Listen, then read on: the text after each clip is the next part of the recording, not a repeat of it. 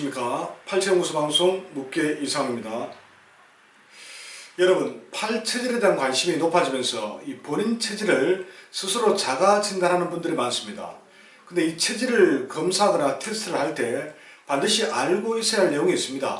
오늘 그런 내용을 중심으로 방송을 하도록 하겠습니다. 결론부터 말씀드리면 이 한 가지 팔 체질 특징이나 기준으로 섣불리 체질을 판단해서는 안 된다는 것입니다. 자칫 자가진단 오류에 빠지면 이 건강을 회복하기는커녕 더욱 악화될 수 있기 때문입니다. 가장 흔하게 적용하는 이 팔체질 자가진단이나 검사 기준은 체형, 성격, 병증, 음식 반응을 중심으로 파악하는 것입니다. 팔체질연구소에서 이 체질 검사와 상담을 진행하다 보면 이 같은 4가지 기준으로 이 본인의 체질을 미리 짐작하고 찾으신 분들이 많습니다. 그런데 팔체질 자가진단이 누구나 쉽게 할 수 있을 정도로 쉬운 거라면 굳이 연구소까지 찾아올 필요가 있겠습니까? 즉 미리 체질을 짐작해 볼 수는 있겠지만 오히려 백지 상태에서 저 묵계의 설명을 들으시는 것이 내용을 정리하시는 데 더 도움이 됩니다. 자, 그런데도 이 잘못된 정보로 한 가지 특징에만 집착해 다른 체질이 될 수도 있음을 쉽게 받아들이지 못하는 분들이 있습니다. 방송을 듣고 계시는 여러분, 어떤 경우에도 이 한두 가지 기준만으로 체질을 찾을 수는 없습니다. 왜냐하면 팔체질 자가진단 검사는 변수가 너무 많기 때문입니다. 자, 그럼 먼저 체형부터 한번 살펴보겠습니다. 열탕인 금양체질, 열텀인 모금체질, 열소양인 토음체질은 이 소화기능이 좋지만 배설기능이 약해서 살이 찌기 쉽습니다. 하지만 이들 체질도 드물게는 약간 마른 체형도 있습니다. 반대로 이 마른 체형이 70%에 달하는 한태양인 금음체질도 어릴 때부터 살이 쉽게 찌는 분들이 있습니다. 그리고 비록 한태양인 금음체질보다는 덜하지만 이 소화기능이 약한 한태음인 모양체질 역시 살이 찌는 경우가 꽤 많습니다. 자, 두 번째, 이 성격만으로 팔체질 자가 진단하는 건 역시 오류에 빠질 위험이 큽니다. 태음인 목체질은 느긋하고 부드러운 성격인데 직선적인 표현에 급하고 화를 쉽게 내는 사람들이 있습니다. 반면 열정적이고 말이 빠르고 화를 잘 내는 태양인 금체질인 체질이 분명한데도 말이 느리고 느긋한 성격으로 발현되는 애도 있더군요. 가장 여성적인 성격이어야 할 이 소음인 수체질 역시 단호하게 상대의 잘못을 지적하고 이 목소리까지 카랑카랑한 분들이 있습니다. 자, 세 번째, 좀 어이없게도 이 병증만을 보고 체질 검사를 하려는 분들이 있습니다. 많은 분들이 오해하는 내용인데 질병은 절대 약한 장부에서만 생기는 게 아닙니다. 약한 장부에서는 대체로 허약한 병증이 잘 나타납니다. 반면 중증 질환은 오히려 이 강한 장부에서 발생하는 사례가 많습니다. 강한 장부가 언제나 건강하다는 뜻은 아니기 때문입니다. 약한 것도 병이지만 지나치게 강한 건 역시 병입니다. 학교에서 이 힘을 자랑하는 일진 아이가 건강한 건 아니지 않습니까? 그건 마음이 병든 것이죠.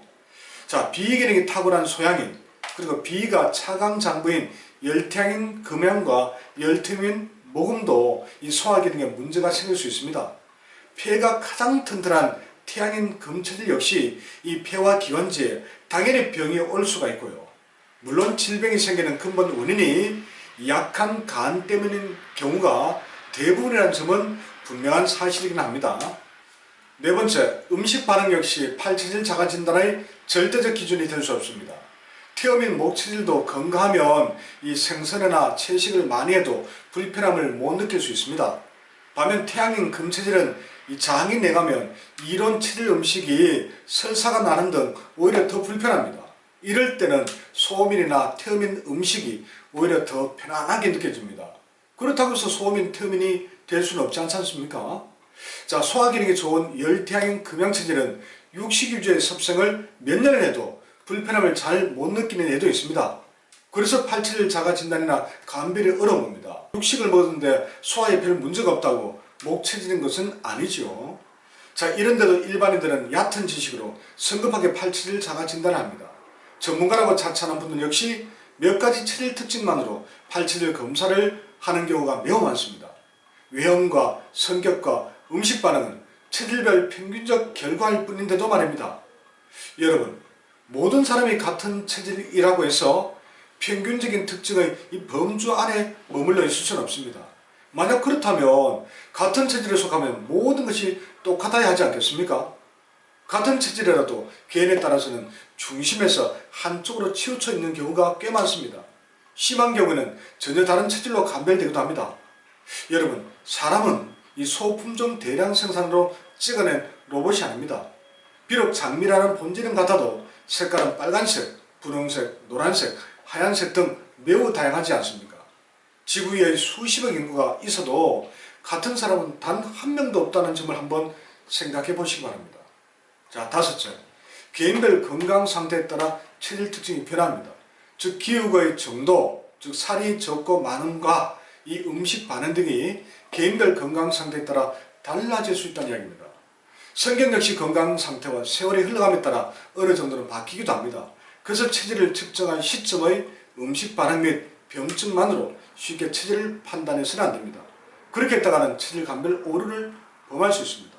그러므로 일반인들이 본인 판단으로 꼭 팔체질 자가 진단을 해보고자 한다면 한 가지 기준이나 특징만으로 접근해서는 곤란합니다. 성격, 체형, 병증, 음식 반응 등을 종합적으로 고려해야 그나마 정답에 가까워질 수 있습니다.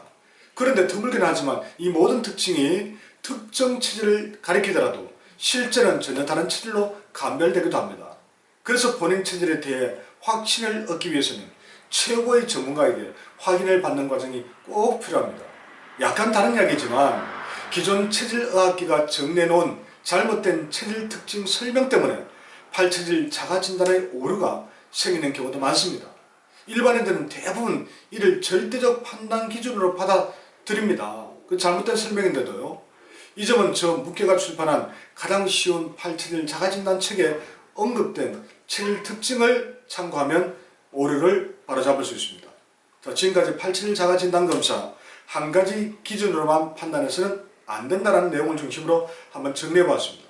본인의 팔체질을 찾고자 하는 분들께 오늘 언급한 내용이 참고가 될 수 있었으면 좋겠습니다. 혹시나 도움이 되셨다면 구독과 좋아요도 꼭 부탁드리겠습니다. 고맙습니다.